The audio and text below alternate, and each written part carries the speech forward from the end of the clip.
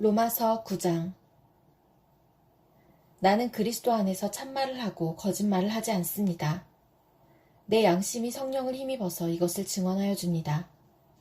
나에게는 큰 슬픔이 있고 내 마음에는 끊임없는 고통이 있습니다. 나는 육신으로 내 동족인 내 결애를 위하는 일이면 내가 저주를 받아서 그리스도에게서 끊어질지라도 달게 받겠습니다. 내 동족은 이스라엘 백성입니다. 그들에게는 하나님의 자녀로서의 신분이 있고 하나님을 모시는 영광이 있고 하나님과 맺은 언약들이 있고 율법이 있고 예배가 있고 하나님의 약속들이 있습니다. 족장들은 그들의 조상이요 그리스도도 육신으로는 그들에게서 태어나셨습니다. 그는 만물 위에 계시며 영원토록 찬송을 받으실 하나님이십니다. 아멘. 그러나 하나님의 약속의 말씀이 패했다고는 할 수 없습니다. 이스라엘에게서 태어난 사람이라고 해서 다 이스라엘 사람이 아니고 아브라함의 자손이라고 해서 다 그의 자녀가 아닙니다. 다만 이삭에게서 태어난 사람만을 너의 자손이라고 부르겠다 하셨습니다. 이것은 곧 육신의 자녀가 하나님의 자녀가 되는 것이 아니라 약속의 자녀가 참 자손으로 여겨지리라는 것을 뜻합니다. 그 약속의 말씀은 내년에 내가 다시 올 때쯤에는 사라에게 아들이 있을 것이다 한 것입니다. 그뿐만 아니라 리브가도 우리 조상 이삭 한 사람에게서 쌍둥이 아들을 수태하였는데 그들이 태어나기도 전에 무슨 선이나 악을 행하기도 전에 택하심이라는 원리를 따라 세우신 하나님의 계획이 살아있게 하시려고 또 이러한 일이 사람의 행위에 근거하는 것이 아니라 부르시는 분께 달려있음을 나타내시려고 하나님께서 리브가에게 말씀하시기를 형이 동생을 섬길 것이다 하셨습니다. 이것은 성경에 기록한 바 내가 야곱을 사랑하고 에서를 미워하였다 한 것과 같습니다. 그러면 우리가 무엇이라고 말을 해야겠습니까? 하나님이 불공평하신 분이라는 말입니까? 그럴 수 없습니다. 하나님께서 모세에게 말씀하시기를 내가 긍휼히 여길 사람을 긍휼히 여기고 불쌍히 여길 사람을 불쌍히 여기겠다 하셨습니다. 그러므로 그것은 사람의 의지나 노력에 달려있는 것이 아니라 하나님의 자비에 달려있습니다. 그래서 성경에 바로를 두고 말씀하시기를 내가 이 일을 하려고 너를 세웠다. 곧 너로 말미암아 내 능력을 나타내고 내 이름을 온 땅에 전파하게 하려는 것이다 하셨습니다. 그러므로 하나님께서는 긍휼히 여기고자 하는 사람을 긍휼히 여기시고 완악하게 하시고자 하는 사람을 완악하게 하십니다. 그러면 그대는 내게 이렇게 말할 것입니다. 그렇다면 어찌하여 하나님께서는 사람을 책망하시는가? 누가 하나님의 뜻을 거역할 수 있다는 말인가?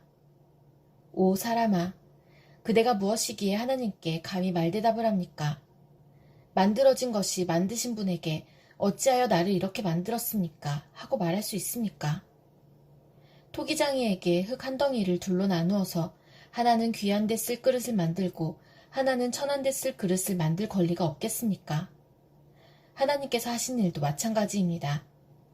하나님께서 진노하심을 보이시고 권능을 알리시기를 원하시면서도 멸망받게 되어 있는 진노의 대상들에 대하여 꾸준히 참으시면서 너그럽게 대해주시고 영광을 받도록 예비하신 자비의 대상들에 대하여 자기의 풍성하신 영광을 알리시고자 하셨더라도 어떻다는 말입니까? 하나님께서는 우리를 부르시되 유대사람 가운데서만이 아니라 이방사람 가운데서도 부르셨습니다. 그것은 하나님이 호세아의 글 속에서 하신 말씀과 같습니다. 나는 내 백성이 아닌 사람을 내 백성이라고 하겠다. 내가 사랑하지 않던 백성을 사랑하는 백성이라고 하겠다. 너희는 내 백성이 아니다 하고 말씀하신 그곳에서 그들은 살아계신 하나님의 자녀라고 일컬음을 받을 것이다. 그리고 또 이사야는 이스라엘을 두고 이렇게 외쳤습니다. 이스라엘 자손의 수가 바다의 모래와 같이 많을지라도 남은 사람만이 구원을 얻을 것이다. 주님께서는 그 말씀하신 것을 온전히 그리고 조속히 온 땅에서 이루실 것이다. 그것은 또한 이사야가 미리 말한 바 만군의 주님께서 우리에게 씨를 남겨주지 않으셨더라면 우리는 소돔과 같이 되고 고모라와 같이 되었을 것이다 한 것과 같습니다. 그러면 우리가 무엇이라고 말해야 하겠습니까? 의를 추구하지 않은 이방 사람들이 의를 얻었습니다. 그것은 믿음에서 난 의입니다. 그런데 이스라엘은 의의 율법을 추구하였지만 그 율법에 이르지 못하였습니다. 어찌하여 그렇게 되었습니까? 그들은 믿음에 근거하여 의에 이르려고 한 것이 아니라 행위에 근거하여 의에 이르려고 했기 때문입니다. 그들은 걸림돌에 걸려 넘어진 것입니다. 그것은 성경에 기록한 바와 같습니다. 보아라, 내가 시온에 부딪히는 돌과 걸려 넘어지게 하는 바위를 둔다. 그러나 그를 믿는 사람은 부끄러움을 당하지 않을 것이다. 로마서 10장. 형제자매 여러분, 내 마음의 간절한 소원과 내 동족을 위하여 하나님께 드리는 내 기도의 내용은 그들이 구원을 얻는 일입니다. 나는 증언합니다. 그들은 하나님을 섬기는 데 열성이 있습니다. 그러나 그 열성은 올바른 지식에서 생긴 것이 아닙니다. 그들은 하나님의 의를 알지 못하고 자기 자신들의 의를 세우려고 힘을 씀으로써 하나님의 의에는 복종하지 않게 되었습니다. 그러므로 그리스도는 율법의 끝마침이 되셔서 모든 믿는 사람에게 의가 되어주셨습니다. 모세는 율법에 근거한 의를 두고 기록하기를 율법을 행한 사람은 그것으로 살 것이다 하였습니다. 그러나 믿음에 근거한 의를 두고는 이렇게 말합니다.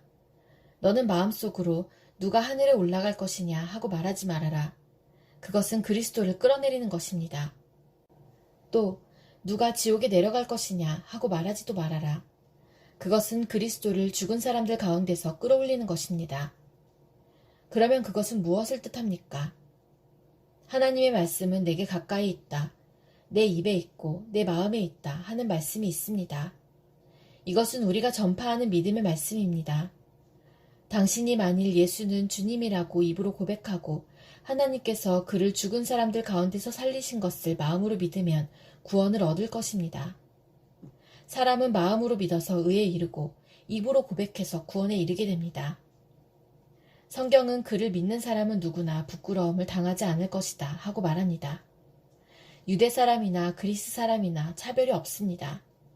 그는 모든 사람에게 똑같이 주님이 되어주시고 그를 부르는 모든 사람에게 풍성한 은혜를 내려주십니다. 주님의 이름을 부르는 사람은 누구든지 구원을 얻을 것입니다. 그런데 사람들은 자기들이 믿은 적이 없는 분을 어떻게 부를 수 있겠습니까? 또 들은 적이 없는 분을 어떻게 믿을 수 있겠습니까? 선포하는 사람이 없으면 어떻게 들을 수 있겠습니까? 보내심을 받지 않았는데 어떻게 선포할 수 있겠습니까? 성경에 기록한 바 기쁜 소식을 전하는 이들의 발걸음이 얼마나 아름다우냐 한 것과 같습니다. 그러나 모든 사람이 다 복음에 순종한 것은 아닙니다. 이사야는 주님, 우리가 전하는 소식을 누가 믿었습니까? 하고 말하였습니다. 그러므로 믿음은 들음에서 생기고 들음은 그리스도를 전하는 말씀에서 비롯됩니다. 그러면 내가 묻습니다. 그들은 들은 일이 없습니까? 물론 그렇지 않습니다. 성경 말씀에 그들의 목소리가 온 땅에 퍼지고 그들의 말이 땅끝까지 퍼졌다 하였습니다. 내가 다시 묻습니다. 이스라엘이 알지 못하였습니까? 이에 대하여 하나님께서 먼저 모세를 통하여 이렇게 말씀하셨습니다. 나는 내 백성이 아닌 사람들로 너희의 질투심을 일으키고 미련한 백성들로 너희의 분노를 자아내겠다. 또한 이사야는 매우 담대하게 이렇게 말씀을 전하였습니다. 나를 찾지 않는 사람들을 내가 만나주고 나를 구하지 않는 사람들에게 내가 나타났다. 또한 이사야는 하나님께서 이스라엘을 보고 복종하지 않고 거역하는 백성에게 나는 온종일 내 손을 내밀었다 하신 말씀을 선포하였습니다. 로마서 11장. 그러면 내가 묻습니다. 하나님께서 자기 백성을 버리신 것은 아닙니까? 그럴 수 없습니다. 나도 이스라엘 사람이요 아브라함의 후손이요 베냐민 지파에 속한 사람입니다. 하나님께서는 미리 아신 자기 백성을 버리지 않으셨습니다. 여러분은 성경이 엘리야를 두고 하신 말씀을 알지 못합니까? 그가 이스라엘을 고발하여 하나님께 이렇게 호소하였습니다. 주님, 그들은 주님의 예언자들을 죽이고 주님의 제단들을 헐어버렸습니다. 남은 것은 나 혼자밖에 없는데 그들은 내 목숨마저 찾고 있습니다. 그런데 하나님께서는 그에게 어떻게 대답하셨습니까?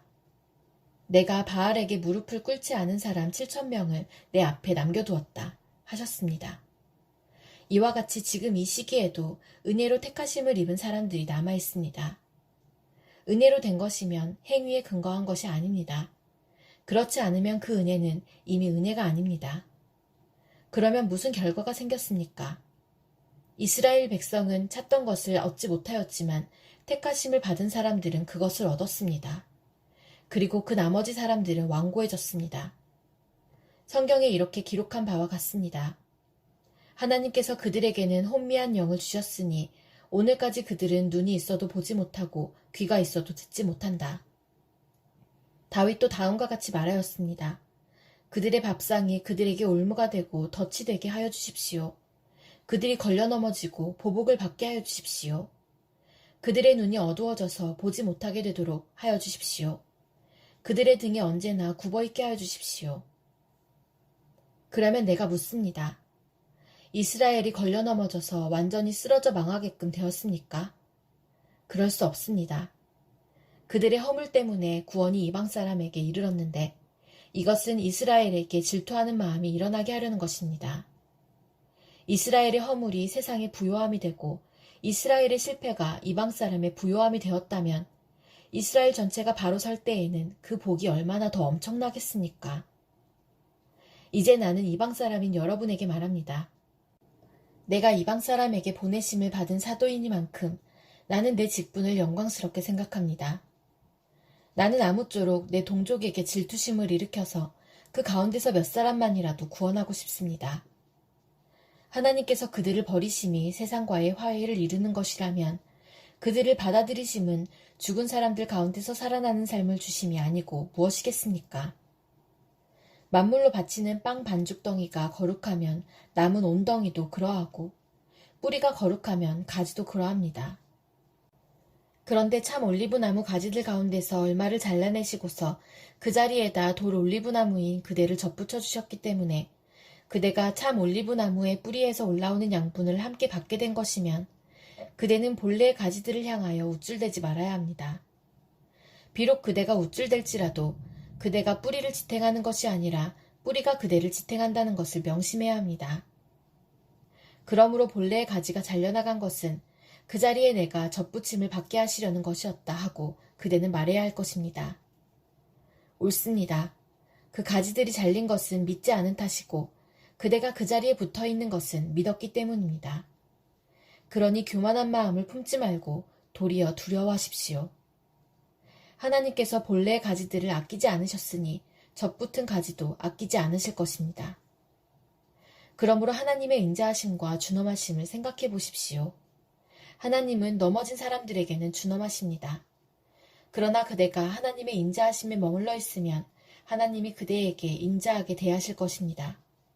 그렇지 않으면 그대도 잘릴 것입니다. 그러나 믿지 않았던 탓으로 잘려나갔던 가지들이 믿게 되면 그 가지들도 접붙임을 받게 될 것입니다. 하나님께서는 그들을 다시 접붙이실 수 있습니다. 그대가 본래의 돌 올리브나무에서 잘려서 그 본성을 거슬러 참 올리브나무에 접붙임을 받았다면 본래 붙어있던 이 가지들이 제 나무에 다시 접붙임을 받는 것이야 얼마나 더 쉬운 일이겠습니까?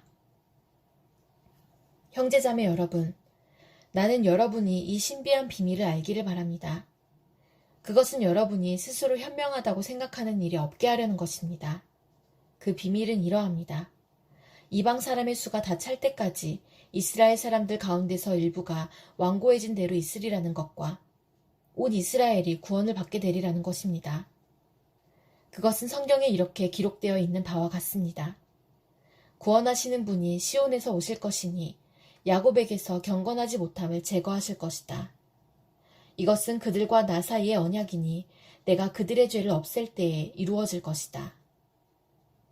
복음의 관점에서 판단하면 이스라엘 사람들은 여러분이 잘되라고 하나님의 원수가 되었지만 택하심을 받았다는 관점에서 판단하면 그들은 조상 덕분에 하나님의 사랑을 받는 사람들입니다.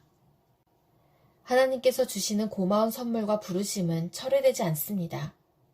전에 하나님께 순종하지 않던 여러분이 이제 이스라엘 사람의 불순종 때문에 하나님의 자비를 입게 되었습니다.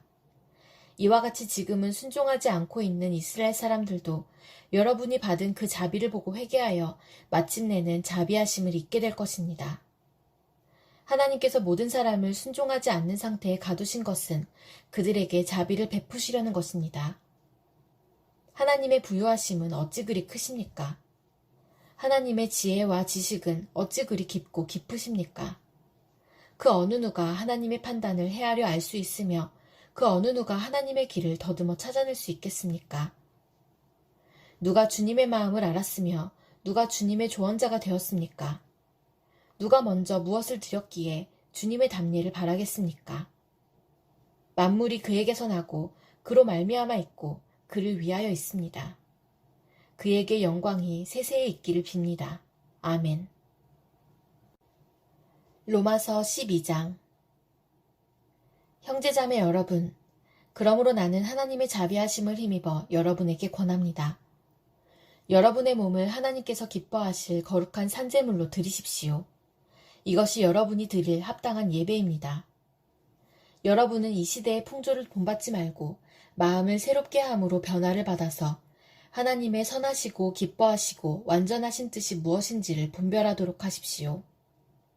나는 내가 받은 은혜를 힘입어서 여러분 각 사람에게 말합니다. 여러분은 스스로 마땅히 생각해야 하는 것 이상으로 생각하지 말고 하나님께서 각 사람에게 나누어 주신 믿음의 분량대로 분수에 맞게 생각하십시오. 한 몸에 많은 지체가 있으나 그 지체들이 다 같은 일을 하는 것이 아닙니다. 이와 같이 우리도 여럿이지만 그리스도 안에서 한 몸을 이루고 있으며 각 사람은 서로 지체입니다. 하나님께서 우리에게 주신 은혜를 따라 우리는 저마다 다른 신령한 선물을 가지고 있습니다. 가령 그것이 예언이면 믿음의 정도에 맞게 예언할 것이요. 섬기는 일이면 섬기는 일에 힘써야 합니다. 또 가르치는 사람이면 가르치는 일에, 권면하는 사람이면 권면하는 일에 힘쓸 것이요. 나누어주는 사람은 순수한 마음으로, 지도하는 사람은 열성으로, 자선을 베푸는 사람은 기쁜 마음으로 해야 합니다. 사랑에는 거짓이 없어야 합니다. 악한 것을 미워하고 선한 것을 굳게 잡으십시오. 형제의 사랑으로 서로 다정하게 대하며 존경하기를 서로 먼저 하십시오. 열심을 내어서 부지런히 일하며 성령으로 뜨거워진 마음을 가지고 주님을 섬기십시오. 소망을 품고 즐거워하며 환난을 당할 때에 참으며 기도를 꾸준히 하십시오. 성도들이 쓸 것을 공급하고 손님 대접하기를 힘쓰십시오. 여러분을 박해하는 사람들을 축복하십시오. 축복을 하고 저주를 하지 마십시오. 기뻐하는 사람들과 함께 기뻐하고 우는 사람들과 함께 우십시오. 서로 한 마음이 되고 교만한 마음을 품지 말고 비천한 사람들과 함께 사귀고 스스로 지혜가 있는 채 하지 마십시오. 아무에게도 악을 악으로 갚지 말고 모든 사람이 선하다고 생각하는 일을 하려고 애쓰십시오. 여러분 쪽에서 할 수 있는 대로 모든 사람과 더불어 화평하게 지내십시오. 사랑하는 여러분, 여러분은 스스로 원수를 갚지 말고 그 일은 하나님의 진노하심에 맡기십시오. 성경에도 기록하기를 원수 갚는 것은 내가 할 일이니 내가 갚겠다고 주님께서 말씀하신다 하였습니다. 내 원수가 줄이거든 먹을 것을 주고 그가 목말라 하거든 마실 것을 주어라. 그렇게 하는 것은 내가 그의 머리 위에다가 숯불을 쌓는 셈이 될 것이다 하였습니다.